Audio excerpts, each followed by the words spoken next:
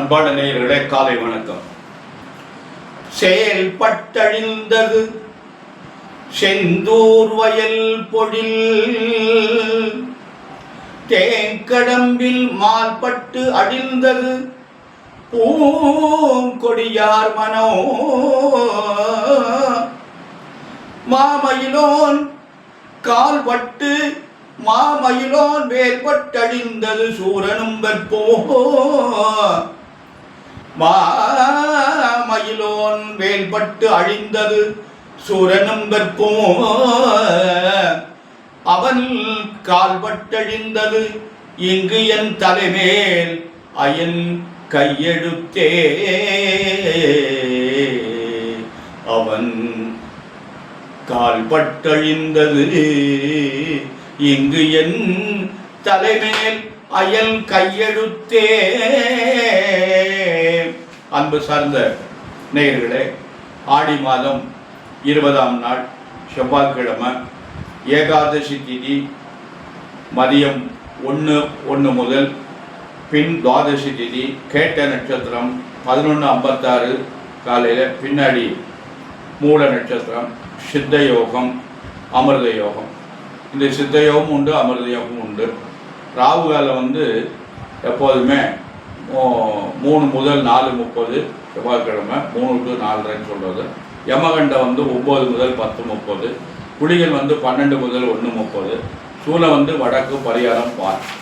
அன்பான நேயர்களே, இந்த கிரகங்கள்லாம் எப்படி இருக்கிறது அப்படின்னு பார்ப்போம். இன்று சூரியன் கடகத்தில் இருக்கு, அவரோட புதனை சேர்ந்து இருக்கிறார். பார்த்தீங்கன்னா நீங்கள் வான்வெளியில் எப்போதுமே சூரியனுக்கு அருகாமையில் தான் புதன் இருப்பார். இந்த ஜாதகத்தில் முன்னாடி இருப்பார், பின்னாடி இருப்பார், இல்லைன்னா சேர்ந்தே இருப்பார். அந்த 3 கட்டத்துக்குள்ளே தான் சூரியன் இருக்கிற இடத்துக்கு முன்னும் பின்னும் சூரியன் இருக்கிற இடத்துல தான் அந்த புதன் இருப்பார்.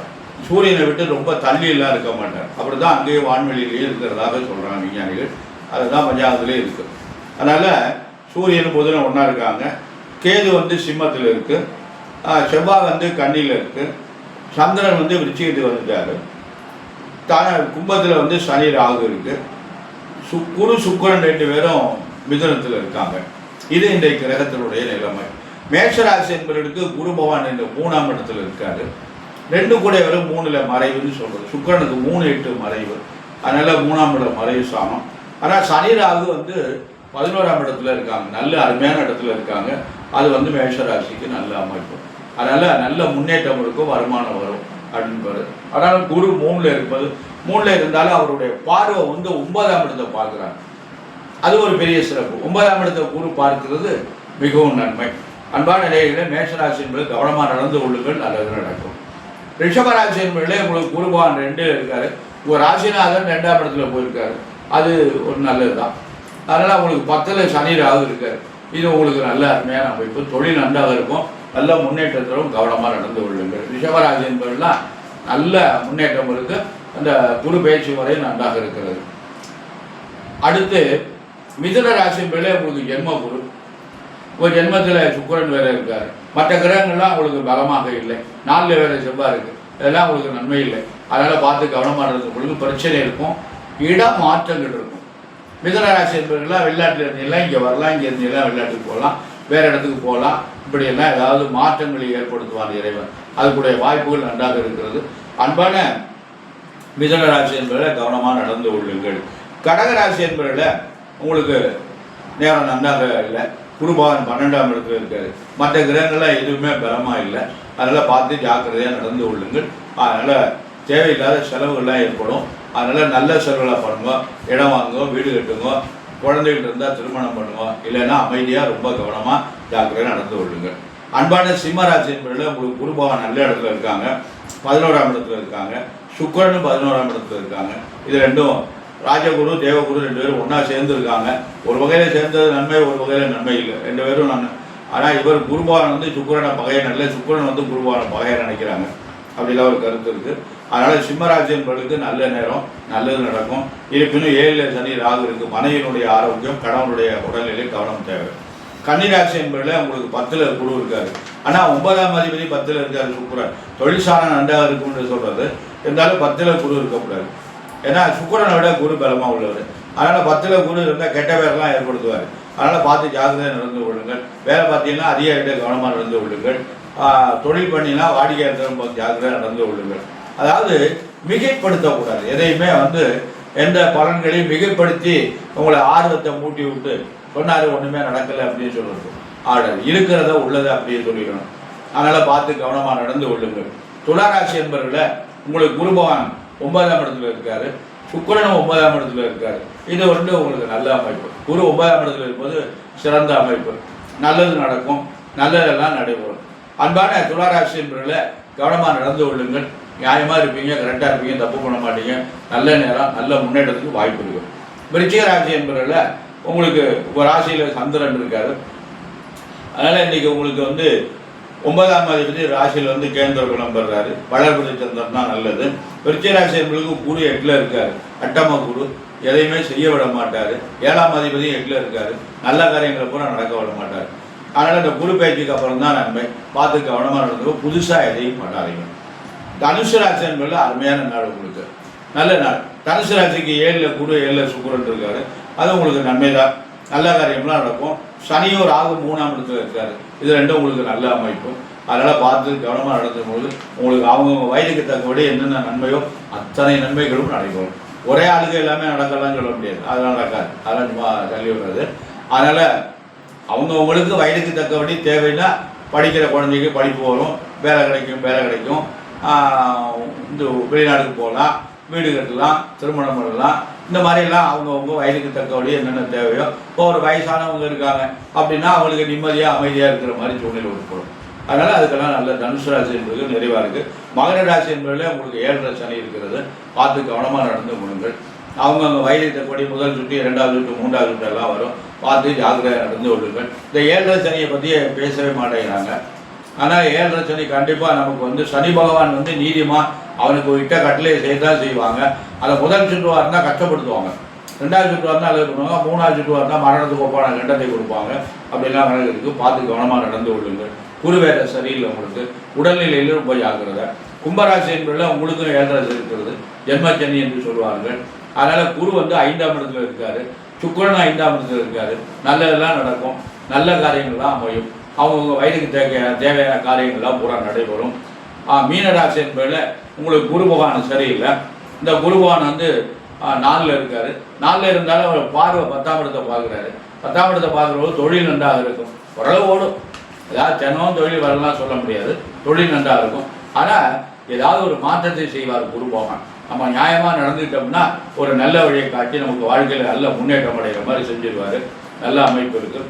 அன்பான மீனராசி என்பவர்களை, கும்பராசி என்பவர்களை, மகர ராசி என்பவர்களை உங்களுக்கு 3 பேருக்கும் 7ல் சனி இருக்கிறது. பார்த்து கவனமாக நடந்து கொள்ளுங்கள். சனிக்கிழமை தோறும் சனி பகவானுக்கு எள்ளு விளக்கு போடுங்க. எள்ளு சாதம் தயார் பண்ணி காக்காய்க்கு வைங்க. சனிக்கிழமை தோறும் சனி பகவானுக்கு அர்ச்சனை பண்ணுங்க. கோளறு திருப்பதிகம் ஞான சம்பந்தமூர்த்தி இயற்றின கோளறு திருப்பதிகம் 11 பாடலும் சனிக்கிழமை கால மாலை பாராயணம் பண்ணுங்க. நிச்சயமாக நல்லருள் கிடைக்கும். நாம் இறை வழிபாடு தான் நமக்கு நல்ல பலன். அதனால் நம்ம என்ன பண்ணோம், நம்மளால் முடிஞ்ச வரை காலை மாலை 2 வேளை இந்த இறைவனை நம்ம அன்போடு பக்தியோடு நம்ம வணங்கினோம்னா நமக்கு அது ரொம்ப நல்லது. அதாவது நம்ம என்ன பண்ணுறோம்னா நிறைய தவறு செய்கின்றோம். நம்ம அறியாமல் சில தவறு செய்கின்றோம். பருவத்தில், இளமை பருவத்தில் இது செய்யக்கூடாதுன்னா அதை போய் செய்கிறோம். அப்படின்லாம் இருக்குது. அதெல்லாம் சில தவறுகள் மன்னிக்கப்படலாம். தவறு என்று தெரியாமல் செய்கிறோம் இல்லையா, அது ஒன்று. இந்த பிராயத்தில் தவறு தெரிஞ்சால் கூட அதை போய் செய்கிறோம், அது அறியாத பருவத்தில் செய்கிறது. இதெல்லாம் மன்னிக்கப்படும். பெரிய குற்றங்கள், மன்னிக்க முடியாத குற்றங்கள் எல்லாம் நம்ம பண்ணக்கூடாது. அதுக்கு தீர்வே கிடையாது. அதுதான் பின்னாடி நம்ம சந்ததியை பார்க்கும். அதனால் நாம் என்னென்னு கூடுமானவரை நம்ம வாழ்க்கையில் தவறு என்பதற்கு இடம் கொடுக்காமல் கூடுமானவரை நம்ம 3 வகையில் தப்பு பண்ணுறோம்.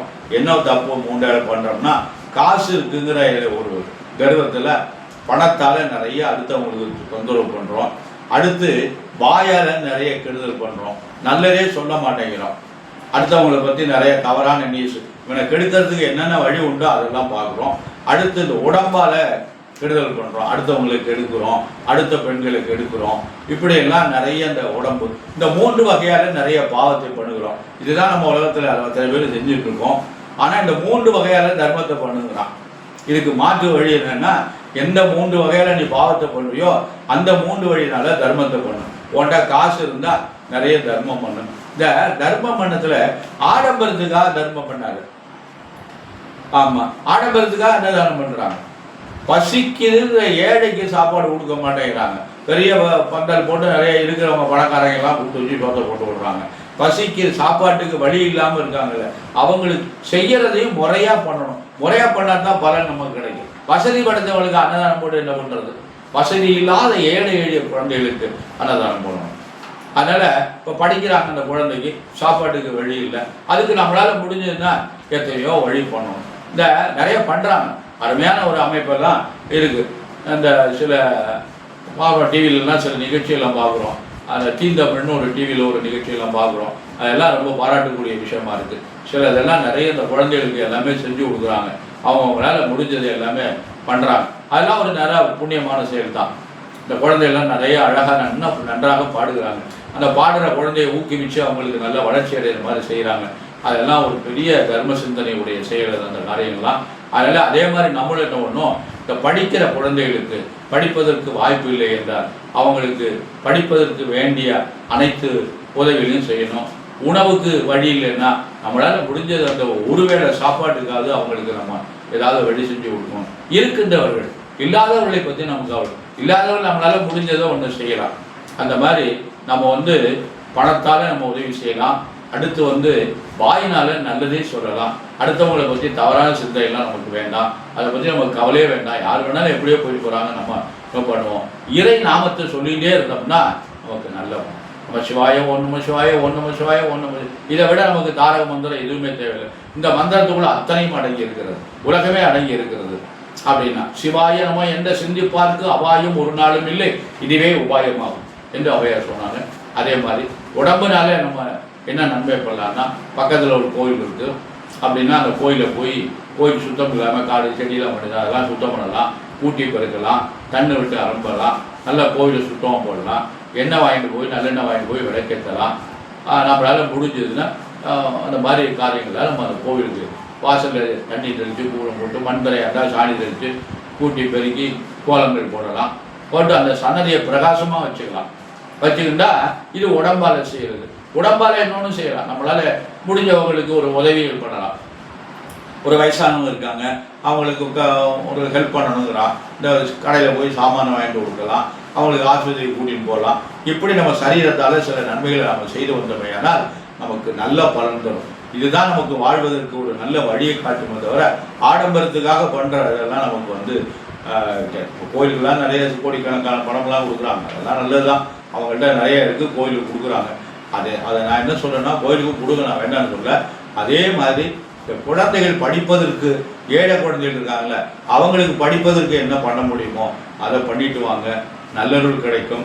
அன்பான நேயர்களே, நாமெல்லாம் நலமுடன் வாழணும். அதற்கு இந்த 3 வகையில் நம்மளால் முடிஞ்சதை இறை வழிபாடை நம்ம செஞ்சு தர்மங்களை செஞ்சுட்டு வந்தோம்னா இறைவன் நமக்கு நல்லருள் செய்வார்.